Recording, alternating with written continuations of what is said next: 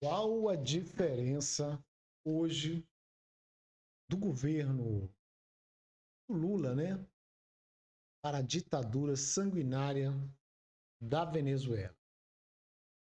Vamos tentar fazer aqui uma breve comparação para a gente ver se existe realmente alguma diferença para essas duas nações. Então é isso. Vamos lá.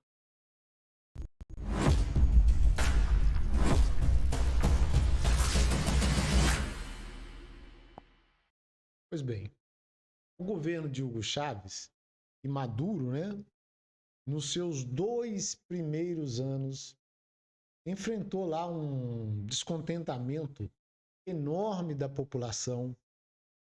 E o que não é diferente daqui, desde antes do governo, desse governo iniciar, aqui no Brasil também havia uma comoção contra a eleição desse desgoverno que hoje se apresenta aí. Um governo de um presidente corrupto, segundo aí as apurações que foram confirmadas por todas as instâncias no Brasil. E legalmente, o Lula nem deveria ter saído da cadeia.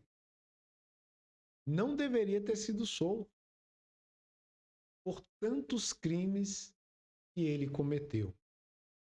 Esse, sim, é um dos motivos que levou o povo aqui a protestar. Em meados de 2002, tornou-se comum, lá na Venezuela, empresas, organizações civis e outros atores da vida pública venezuelana convertidos em inimigos da revolução, daquela revolução chavista que monitorava a todos, sem os frequentes discursos compulsórios de Chávez na televisão, as chamadas cadenas. Neles se davam ordens com efeitos imediatos. Prédios e terrenos eram desapropriados e era possível saber para onde iria os destinos daquele país. De acordo lá com o humor e a atitude daquele presidente Hugo Chávez. As ordens e declarações televisionadas estavam acima do diário oficial, dos memorandos, das sentenças e até das leis. O que nós assistimos aqui no Brasil, nesse início de desgoverno, e até antes, são as ilegalidades que vêm tomando conta do país. Arrumaram aí uma narrativa para tentar legalizar os atos inconstitucionais e que essa narrativa seria aí a defesa da democracia,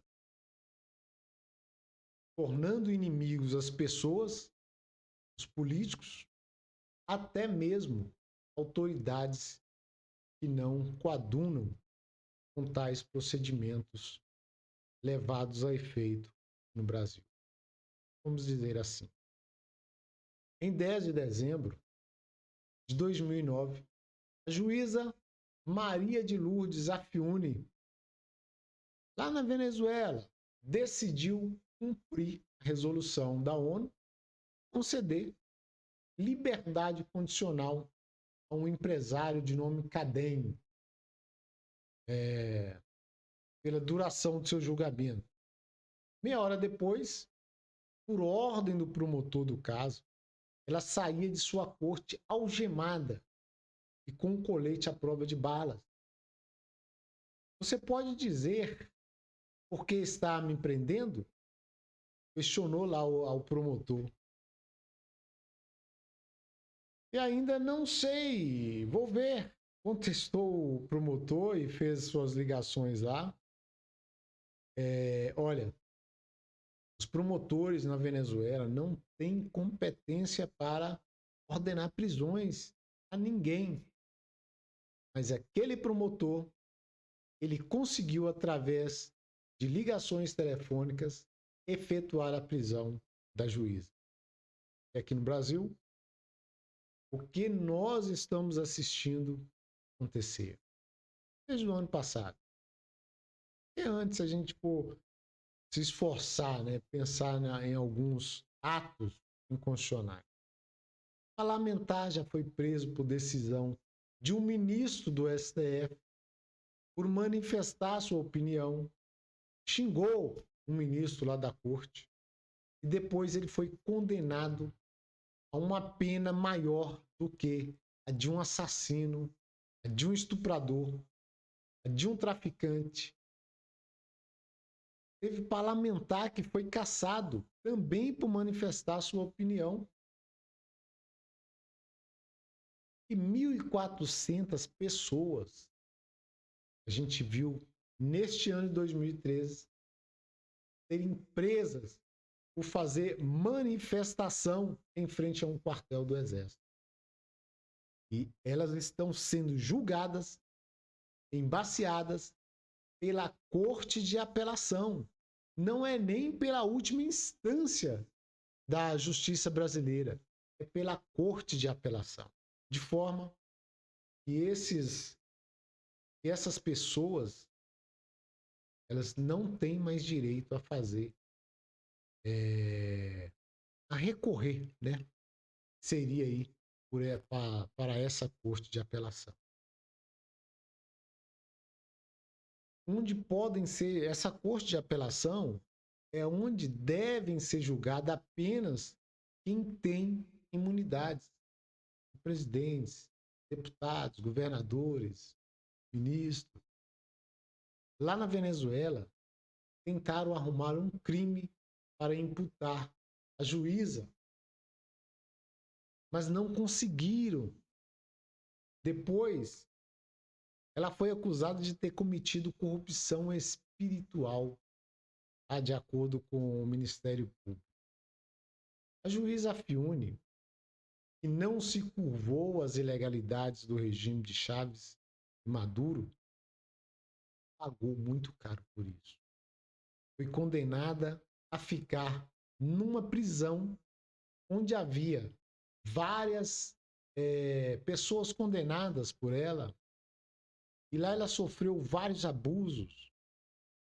O caso dessa juíza não é o único do regime do ditador Chávez e Maduro, né? Mas é o mais emblemático.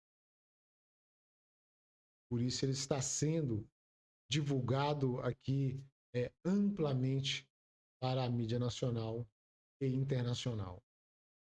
As torturas que a juíza sofreu foram várias, desde espancamentos, mutilações, até mesmo estupro dentro da prisão. Foram lá 11 anos de sofrimento por um crime inexistente e com uma prisão totalmente desumana. Hoje, esta juíza, Maria de Lourdes Afiuni, está fora da prisão, mas continua presa em seu próprio país. Ela está impedida de sair da Venezuela. E não pode manter nenhum contato com a imprensa. E nem pode relatar seu caso em redes sociais. Alguma semelhança com o que está acontecendo aqui no país é mera coincidência. Eu acho que o regime de Chávez e Maduro não chegou a prender 1.400 pessoas ao mesmo tempo. E não deve fazer julgamento coletivo como os daqui. Pelo menos eu não fiquei sabendo desse registro. Então, aí vem novamente a pergunta: qual é a diferença do governo de Maduro para o governo do descondenado Lula.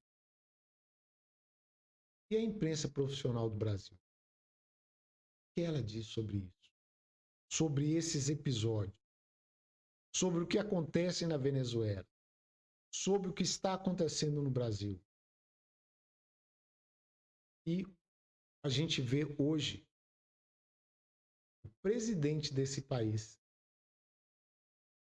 fazendo aquele conchavo, recebendo aí o ditador Maduro, praticamente segurando no colo, demonstrando realmente que está compartilhando daqueles valores do ditador Maduro. A gente sabe, quem é conservador, quem é de direita, sabe muito bem que o descondenado Lula quer fazer exatamente aquilo que acontece hoje na Venezuela, que aconteça tudo aqui. Se é por esse relato aí, a gente já não esteja vivendo já 80% daquilo que os venezuelanos hoje estão vivendo. E olha, Venezuela tem hoje mais de 94% da população vivendo na pobreza. É um país que deveria estar aproveitando das riquezas que tem, principalmente com o petróleo, já que a Venezuela hoje é o país que tem a maior reserva de petróleo no planeta. É isso. Estamos por aqui. Se gostou do nosso conteúdo, compartilha, dá seu joinha, se inscreva, se for possível.